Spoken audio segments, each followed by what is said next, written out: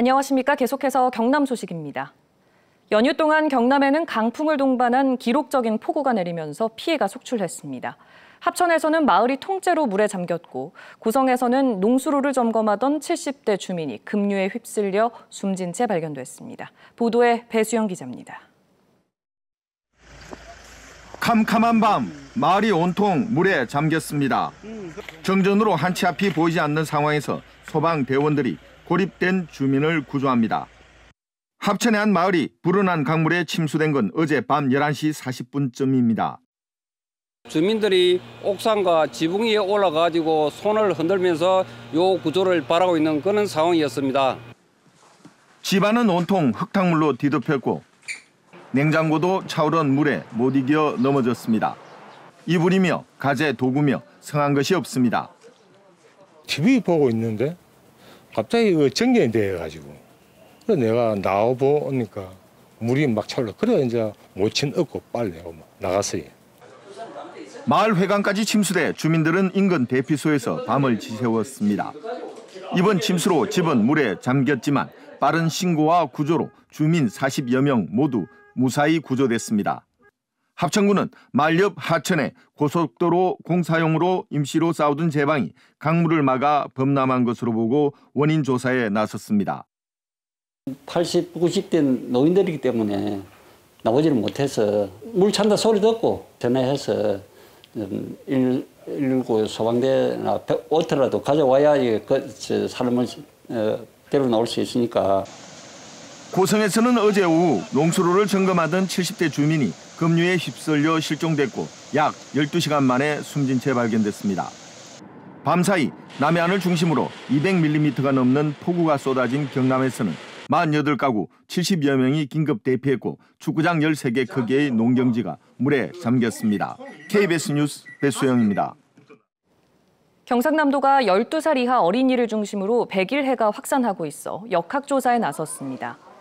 질병관리청 감염병 누리집을 보면 올해 1월부터 지난달까지 경남에서 발생한 백일해 환자는 모두 199명으로 전국 확진자의 절반가량을 차지했습니다. 연령별로는 12살 이하 어린이가 71%를 차지했으며 지역별로는 창원 마산 회원구 101명으로 절반이 넘었고 이어 함안 44명, 거제 15명 등의 순이었습니다. 윤영빈 초대 우주항공청장 내정자가 민간과 역할을 분담하는 방식으로 우주항공청을 운영하겠다는 취지를 밝혔습니다.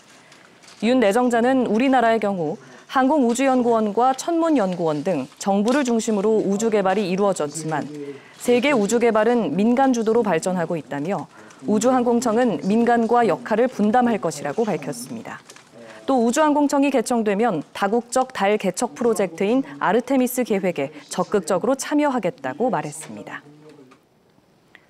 올해 경남의 개별 공시지가 상승률이 전국에서 5번째로 낮은 것으로 나타났습니다. 올해 경남의 공시지가 상승률은 전년 대비 0.55%로 전국 평균 1.21%보다 크게 낮았고 제주와 전북, 울산 등에 이어 전국에서 5번째 낮은 상승률을 보였습니다. 경남 시군별로는 양산과 김해, 밀양과 산청에서 상승률이 높게 나타났습니다. 이번 개별 공시지가는 오는 29일까지 이의 신청을 할 수 있습니다.